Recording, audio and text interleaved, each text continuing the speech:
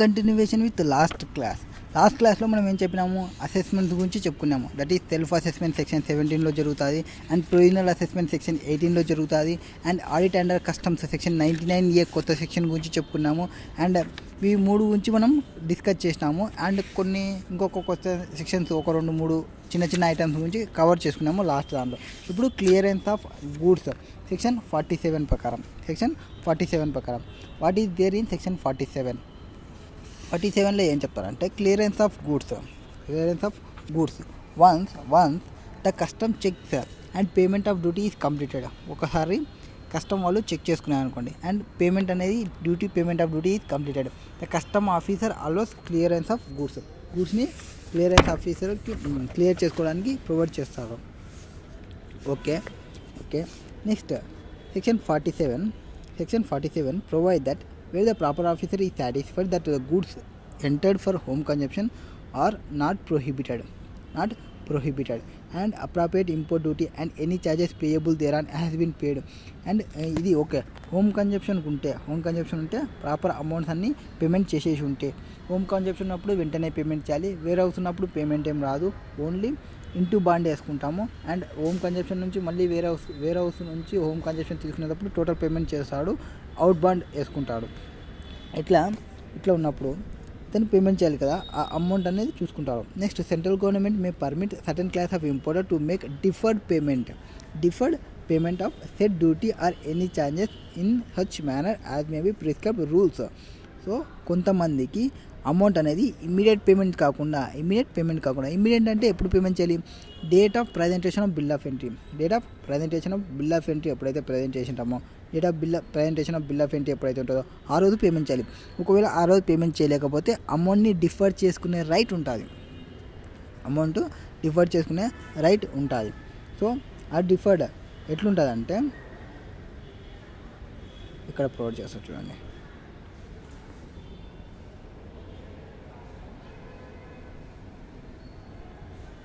ఇక్కడ డిఫర్ చేయాలంటే first of all importer certified under authorised economic operator programs AEO tier 1 and tier 2.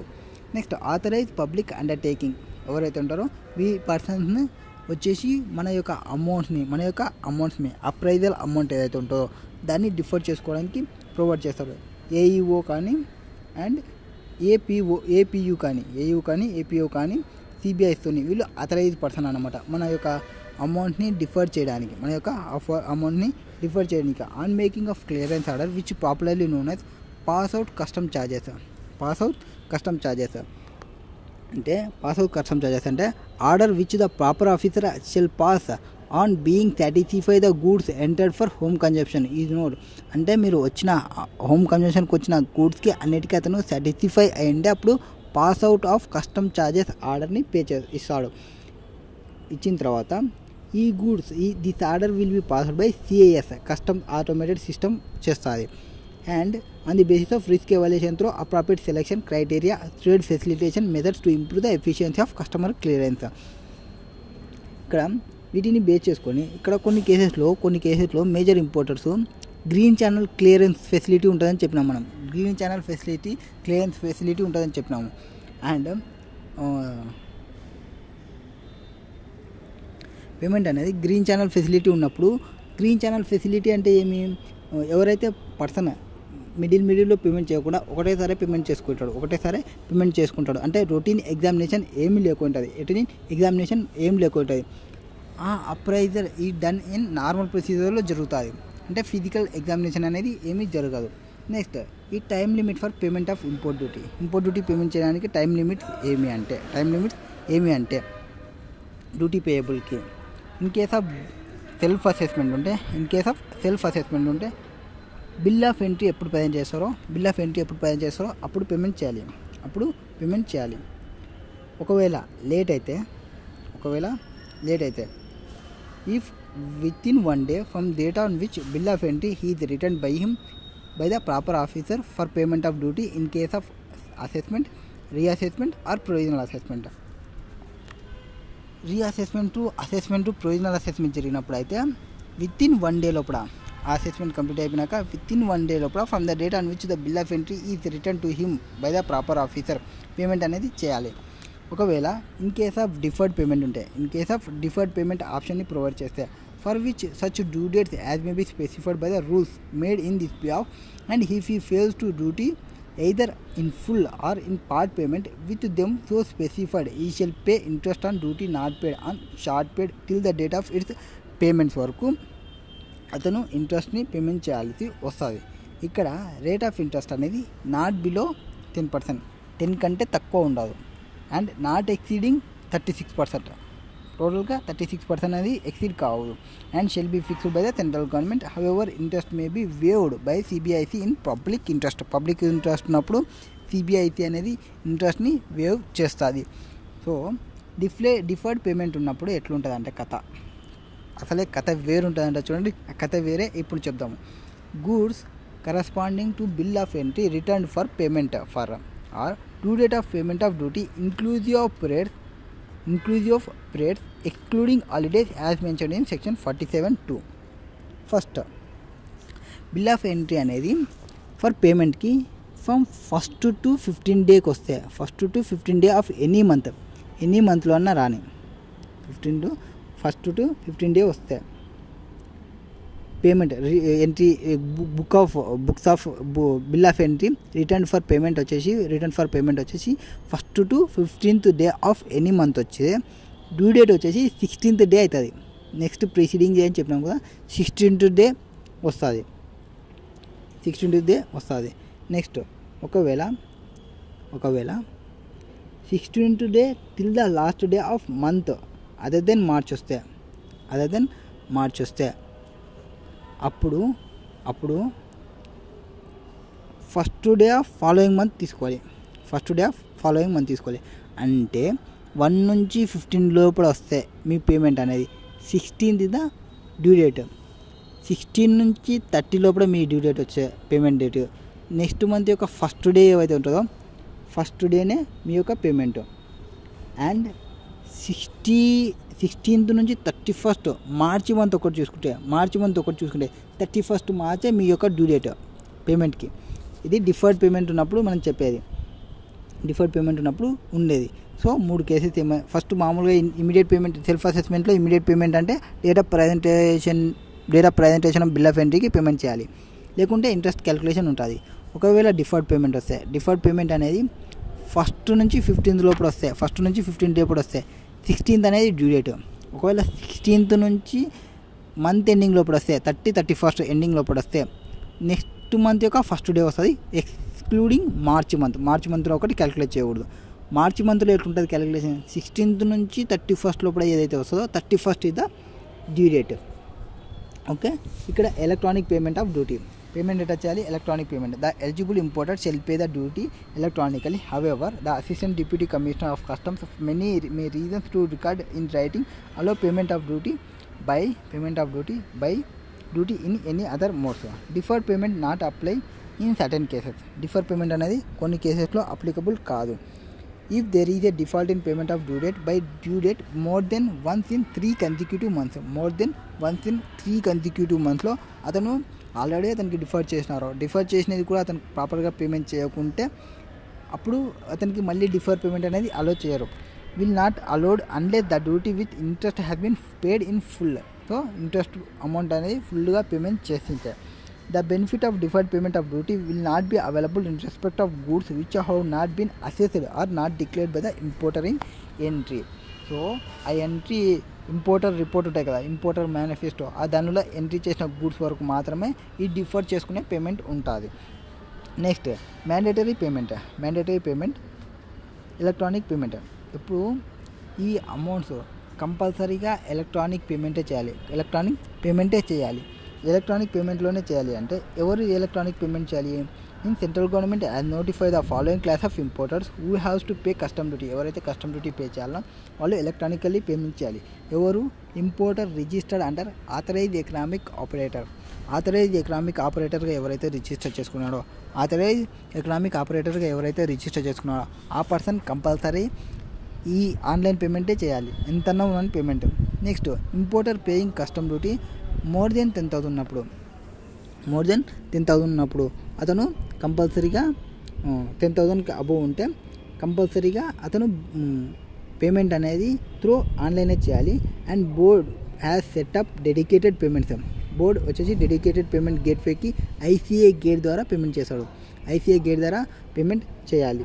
Which payment are to be made. The importer need not produce any proof of payment for the clearance of goods in case of ఈ payment. మీకు ఈ payment చేసిన తర్వాత ఇంకా clearance of goods approves ఏం provide చేయాల్సిన అవసరం లేదు. Next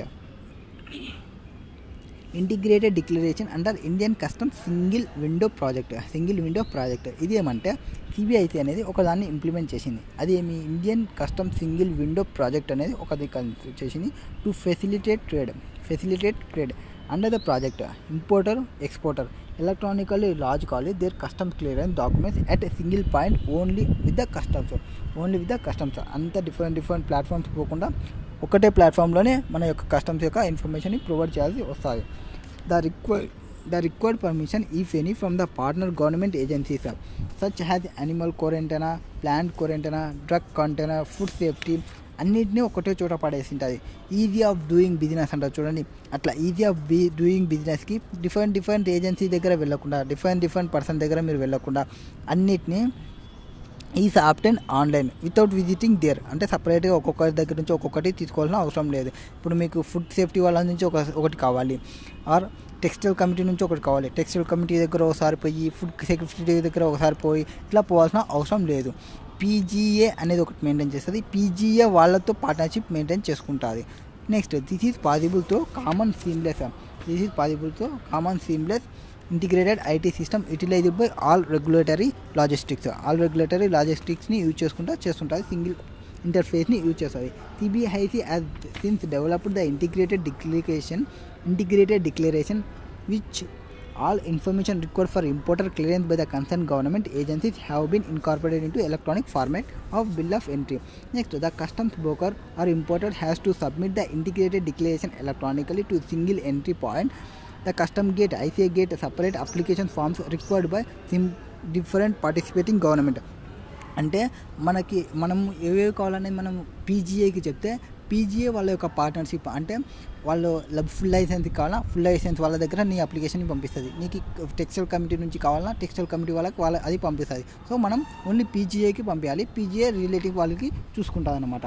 next apart from incorporating such forms, the integrated declaration also include different types of undertaking, declarations, letters, guarantees that are presently required to be submitted by on company letterhead. మన company letter head పైన provide చేయాలి. అంటే food safety వాళ్ళు quantity మెజర్స్మెంట్స్ అడిగినా అనుకోండి, quantity measures అనేది మన company letter హెడ్లో పీజీఏకి పంపించాలి. పీజీఏ ఆ దానికి పంపిస్తుంది. Upon filing of integrated declaration the bill of entry automatically be refer to concern agency. So ఆ కన్సర్నేటీకి బిల్ ఆఫ్ ఎంట్రీ అనేది ఆటోమేటిక్గా పోతుంది. It required based on risk. The system has been modified to enable seamless simultaneous processing of bill of entry by PGA and customs. Next, introduction of faceless assessment. Faceless assessmentలో ఏం జరుగుతుంది? Means trade facilitation is key enable for simplification of procedure and reduction of barriers to trade. In India, CBIC has been at forefront taking initiation aimed at catalyzing economic development through transparency, harmonization, predictability and automation in trade. The aim has to be reduce time cost ni taggiyali main aim. This would be help them become more competitive in international arena more మనం కంపిటేటివ్గా ఉండాలని మన యొక్క టైంని save చేస్తుంది ఈ యొక్క CBIC అనేది. Next true internal customs. This flagship initiative stands on the pillars of faceless, contactless and paperless customs. ఇక్కడ మనకి ఒకరిని కలవాల్సిన అవసరం ఉండదు, ఒకరితో మాట్లాడాల్సిన అవసరం ఉండదు, జస్ట్ అంతా పేపర్లెస్ వర్క్ అనమాట. ఏ కీ ఎనేబుల్ అంటే ఫేస్లెస్కి roll out in phase and covered entire country.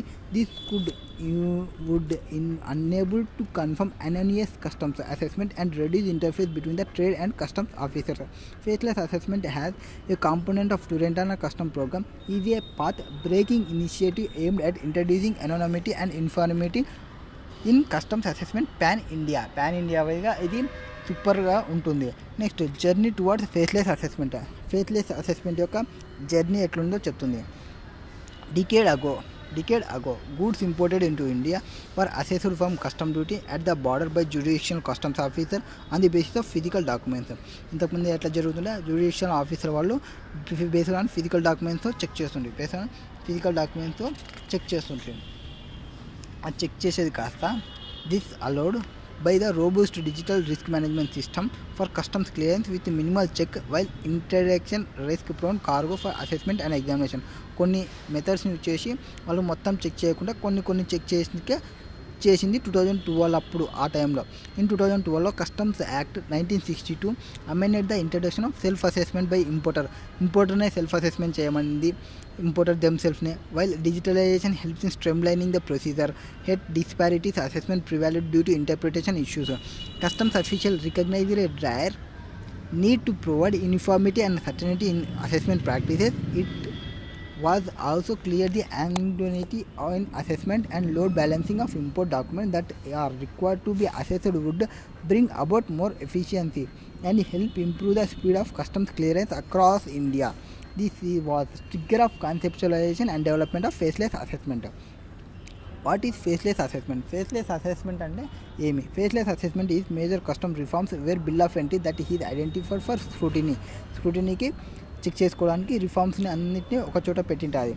Non facilitated bill of entry is assessed ఈ an assessing officer who is physically located or custom station నుంచి అన్నీ చెక్ చేసుకుంటా ఎవరిని కావాలనుకుంటే వాళ్ళని స్క్రూటినీ చేయడానికి రెడీగా ఉంటుంది.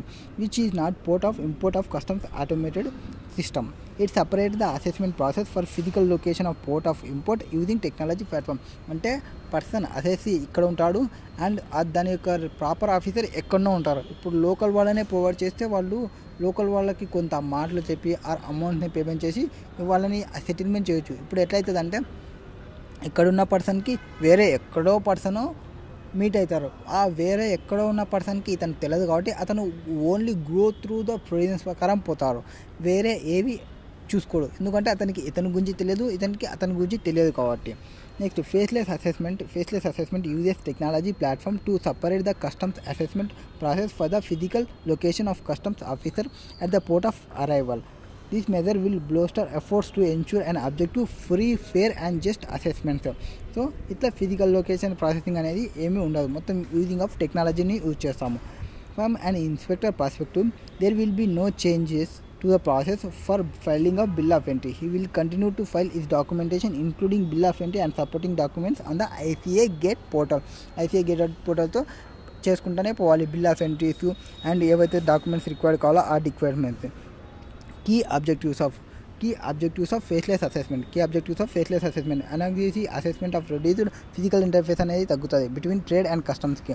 Speedier customs clearance through efficient utilisation of manpower. Next greater uniformity of assessment across లొకేషన్స్కి, promoting sector specific and specialisation in assessments. Next payment of electronic cash ledger and electronic duty ledger. ఇది ఏమంటే మనం ఏమన్నా payment చేయాలనుకుంటే మన అమౌంట్ని మనం cash లెడ్జర్లో payment చేసి పెట్టుకోవచ్చు, ఆర్ ఇన్పుట్స్ ఉంటే క్రెడిట్ లెడ్జర్లో పేమెంట్ చేసి పెట్టుకోవచ్చు. వాటిని సెటప్ చేసుకోవడానికి ప్రొవైడ్ చేస్తుంది.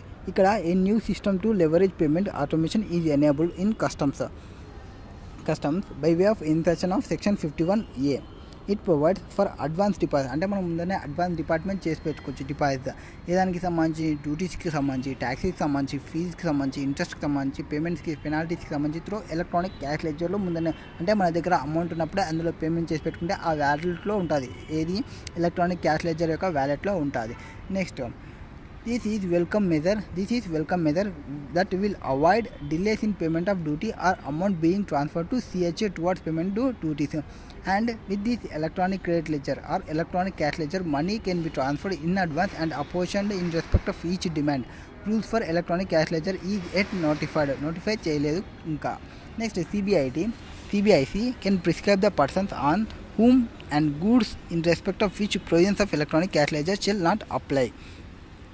Next, with the use of authorized mode payment, person who is regularly making payment of duties, interest, even penalty if any, are permitted to deposit certain amount of money, and then when occasion to make payment arise, ఎప్పుడైతే మనకి payment arise వచ్చిందో అప్పుడు they can pay by debit the balance in the deposit account. Electronic cash లెడ్జర్లో ఏదైతే ఉందో దాన్ని use చేసుకుంటుంది. Person who may be required to regularly make payment or importer exporter of dutiable goods or custom brokers ఇవన్నీ use చేసుకుంటారు. Next ఇక్కడ every deposit is made towards duty, interest, payment fee or any other sum payable by persons under the provisions of this act or under the act Tariff Act 1975 under any other law for the time being in force, rules and regulations made thereunder using the authorized mode use చేస్తుంది for payment కి shall subject to prescribed conditions and restrictions credited in the electronic cash ledger of such person to be maintained in prescribed for. Next, amount available in the electronic cash ledger. Amount ఏదైతే electronic cash లెజర్లో ఉందో may be used for making any payments towards duty, interest, penalty, any other sum payable under provisions of this act under any other law for the time being in force or rules regulations made thereunder in prescribed manner conditions prescribed time లిమిట్ని maintain చేస్తుంది. Next, the balance in the electronic cash ledger after payment of duties, interest, penalties, fee and any other amount payable may be refunded in prescribed manner. మీకు prescribe మేనర్లో refund తీసుకోవచ్చు. Next, board is empowered to exempt the deposits made by specified class of persons or with respect of specified category of goods from all or any of the provisions of this section if necessary. ఎవరైనా కావాలంటే exam చేస్తుంది, deposit చేయాల్సిన అవసరం లేదు అని చెప్పి. Next, ledger for duty credit section 51B. Section 51B. Central government may notify the special manner in which it shall issue the duty creditని issue చేస్తే ఇక్కడ అఫీషియల్ క్రెడిట్లో అంటే ఎలక్ట్రానిక్ ఇంతవరకు క్యాష్ లెజర్ చెప్పినాం కదా, ఇప్పుడు క్రెడిట్ లెజర్ అనమాట. ఇన్ లివ్ ఆఫ్ రెమిషన్ అంటే ఏమి, మనం ఆల్రెడీ డ్యూటీ పే చేసినాము బట్ మనకి ఏమైంది, సమ్ లాస్ జరిగింది. ఆ సమ్ లాస్ జరిగినప్పుడు మళ్ళీ గవర్నమెంట్ అనేది కొంతవరకు రెమిషన్ చేయాలి, అంటే ఉపశమనం చేయాలి, మనకి కొంత అమౌంట్ని రీఫండ్ చేయాలనుకుని అట్లాంటి అమౌంట్ని అట్లనే పెట్టుకుంటుంది. In live of remission of any duty, tax, levy chargeable to any material used in the manufacture processing of goods for carrying out of any operations on India goods in lieu of such other financial benefits subject to specified conditions and restrictions.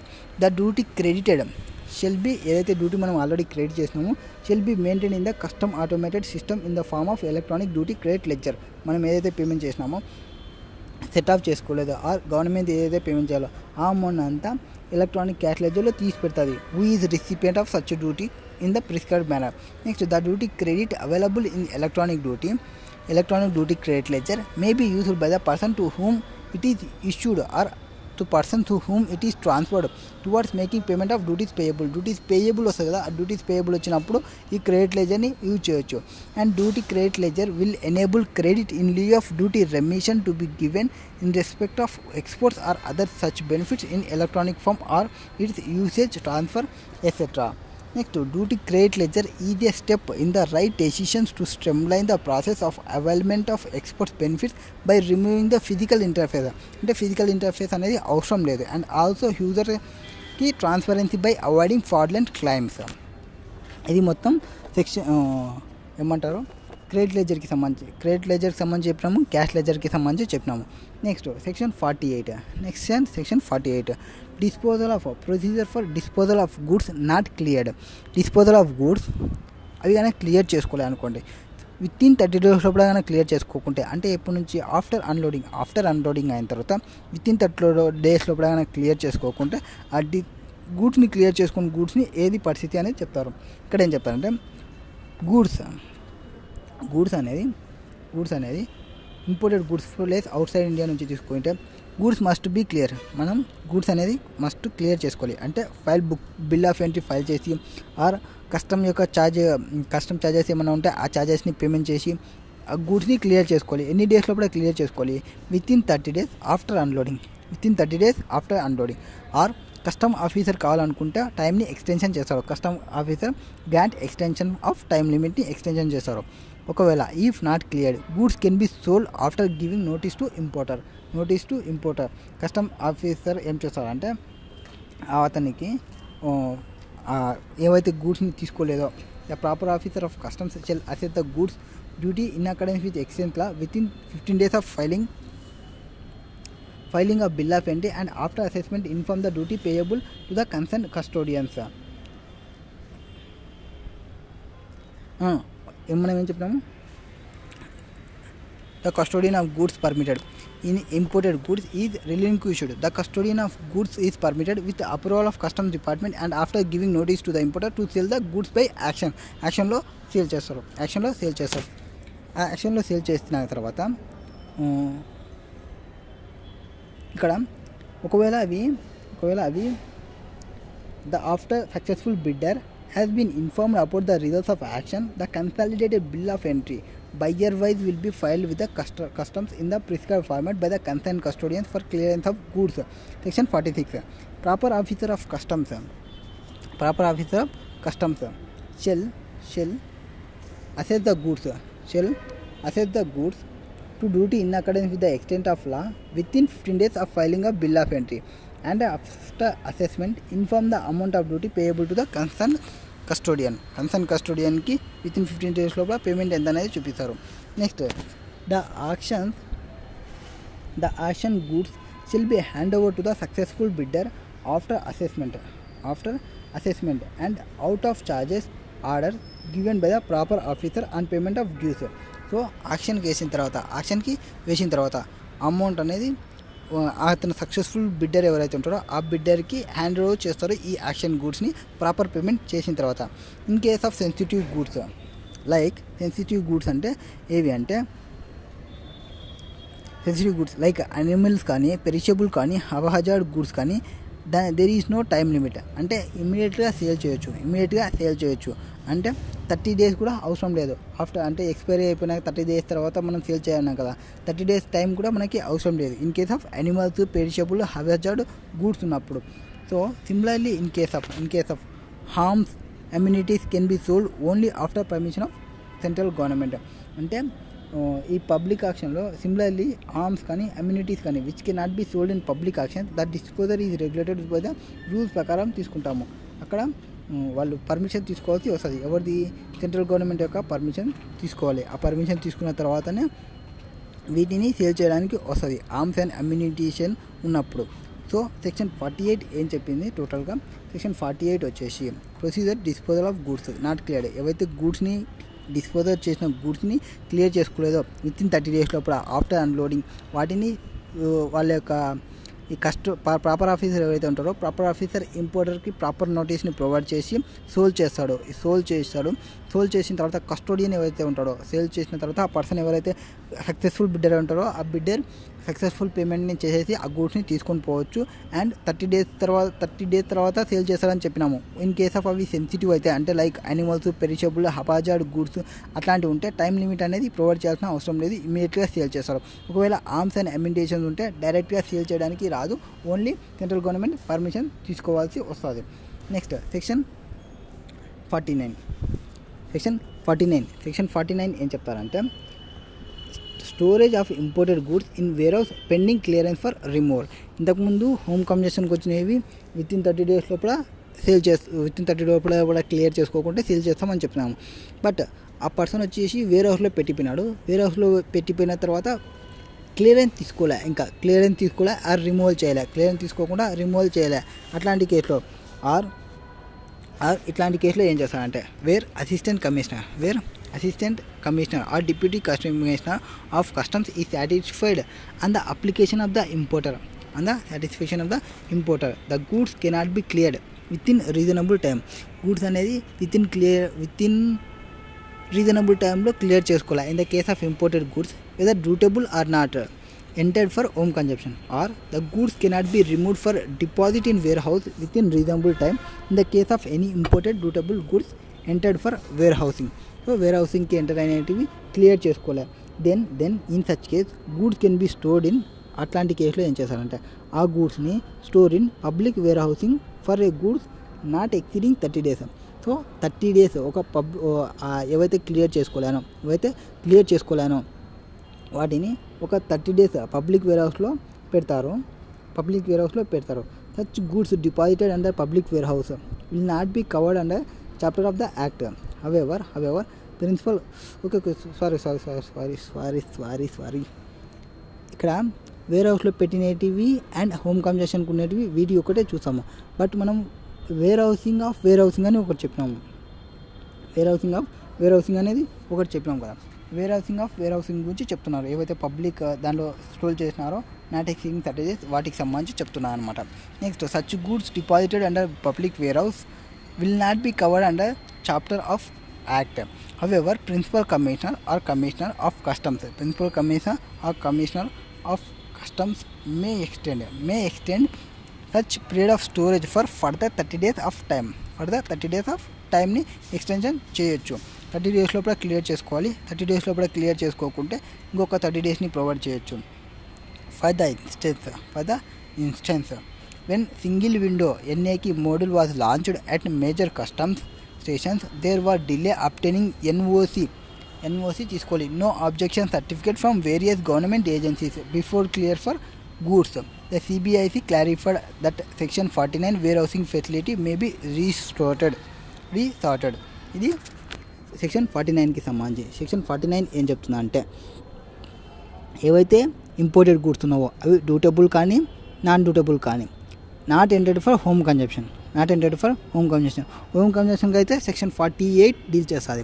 అక్కడ ఏం చెప్పింది, direct 30 days చూస్తారు. 30 days లోపల తీసుకోకుంటే యాక్షన్కి పెట్టి sale చేస్తారు. యాక్షన్కి 30 days వరకు కూడా ఆగాల్సిన అవసరం లేదు కొన్ని కేసెస్లో. ఏవి యానిమల్స్ ఉన్నప్పుడు కానీ, ఆర్ పెరిషబుల్ గుడ్స్ అని అపాచర్ గుడ్స్ ఉన్న, ఆర్ ఆర్మ్స్ అమ్యూనిటీ ఉన్నప్పుడు పర్మిషన్ ఆఫ్ సెంట్రల్ గవర్నమెంట్ తీసుకుంటారు. అది సెక్షన్ 48 డీల్ చేస్తుంది. సో ఇక్కడ అది అవసరం లేదు. That imported goods cannot be cleared within reasonable time. Or in case any imported goods, dutiable goods కానీ వేర్ హౌస్ గూడ్స్ కానీ ACDC యొక్క సాటిస్ఫై అయితే అప్లికేషన్ చేసుకుంటే, ఎవరు ఇంపోర్టర్ అప్లికేషన్ చేసుకుంటే ఆ గూడ్స్ని cannot be removed from deposit in the warehouse within reasonable టైంలో క్లియర్ చేసుకోకుంటే, ఆ గూడ్స్ అనేది పెండింగ్లో ఉంటే, ఆ క్లియరెన్స్ కాకుండా ఉంటే, as a case may be permitted to be stored in public warehouse. Store చేసుకోవడానికి ప్రొవైడ్ చేస్తారు. ఎక్కడ పబ్లిక్ వేర్ హౌస్లో స్టోర్ చేసుకోవడానికి ఫర్ నాట్ ఎక్సీడింగ్ 30 days వరకు పబ్లిక్ వేర్ హౌస్లో పెట్టుకోవడానికి మళ్ళీ ప్రొవైడ్ చేస్తారు. అండ్ ప్రిన్సిపల్ కమిషనర్కి మళ్ళీ రిక్వెస్ట్ చేసుకుంటే ఆ స్టోరేజ్ వచ్చేసి ఇంకొక 30 daysని ఎక్స్టెన్షన్ చేస్తారు. ఇది ఇంపోర్ట్స్కి సంబంధించినది టోటల్గా. సో మెయిన్గా మనం డీల్ చేసినది సెక్షన్ 46 నుంచి స్టార్ట్ అయింది అనుకుంటా ఇంపోర్టర్కి. సెక్షన్ 46 నుంచి స్టార్ట్ అయ్యి 46, 47, 48, 49 వచ్చేసి మొత్తం ఇంపోర్టర్కి సంబంధించినవి. 46లో వచ్చేసి ఎంట్రీ ఆఫ్ గూడ్స్ ఇంపోర్ట్ గురించి చెప్పినాము. ఎంట్రీ ఆఫ్ గూడ్స్ ఇంపోర్ట్ అయినప్పుడు గురించి చెప్పినాము. నెక్స్ట్ సెక్షన్ 46లో ఏం చెప్పినాము మనము, బిల్ ఆఫ్ హోమ్ కన్జంప్షన్కి వచ్చినప్పుడు అయితే అతను పేమెంట్ చేసి తీసుకోవాలి గూడ్స్ని. వేర్ హౌస్కి అయితే ఇంటూ బాండ్ చేస్తే చాలు, పేమెంట్ అనేది లేటర్ ఉంటుంది. Bill of entry in case of clearance అయితే ఎక్స్ బాండ్ని చేయాలి వేర్ హౌస్కి సంబంధించి అని చెప్పినాము. తర్వాత ఇంకేం చెప్పినాము, 46(3) ప్రకారం టైం లిమిట్ చెప్పినాము కొన్ని డేస్కి టైం లిమిట్స్కి. తర్వాత 47లో వచ్చేసి క్లియరెన్స్ ఆఫ్ గూడ్స్కి సంబంధించి, అంటే అతను సెల్ఫ్ అసెస్మెంట్లో ఉంటే ఇమ్మీడియట్ పేమెంట్ ఉన్నాడా, డిఫర్డ్ పేమెంట్ ఉందా. డిఫర్డ్ పేమెంట్లో ఉంటే 1st నుంచి 15th day వరకు ఉంటే 16th day పేమెంట్ లయబిలిటీ వస్తుంది. 16th నుంచి 30th day మంత్ ఎండింగ్ అయితే నెక్స్ట్ ఫస్ట్ డే ఆఫ్ డేకి వస్తుంది. ఆర్ మార్చ్ మంత్ అయితే 31st Marchకి వస్తుందని చెప్పినాము. నెక్స్ట్ 48 సెక్షన్ 48 ఏం చెప్పినాము, home consumption goods within 30 days లోపల క్లెయిమ్ చేసుకోవాలి. క్లెయిమ్ చేసుకోకుంటే వాటిని సేల్ చేస్తారు ఆక్షన్లో. 48 చెప్పినాము. నెక్స్ట్ 49 వచ్చేసి storage of imported warehouse గూడ్స్కి సంబంధించి అయితే క్లియర్ కాకుంటే 30 days వచ్చేసి పబ్లిక్ వేర్ హౌస్లో పెడతారు. ఇంకా మనకి టైం ఎక్స్టెన్షన్ కావాలంటే ఇంకో 30 daysని ఇస్తారు అంతే. తర్వాత డిస్పోజ్ చేస్తారు. After 30 days review required to be decide whether to continue are dispose అనేది ఆలోచిస్తారు. అది సెక్షన్ 49. దిస్ మొత్తం ఇంపోర్ట్కి సంబంధించినది.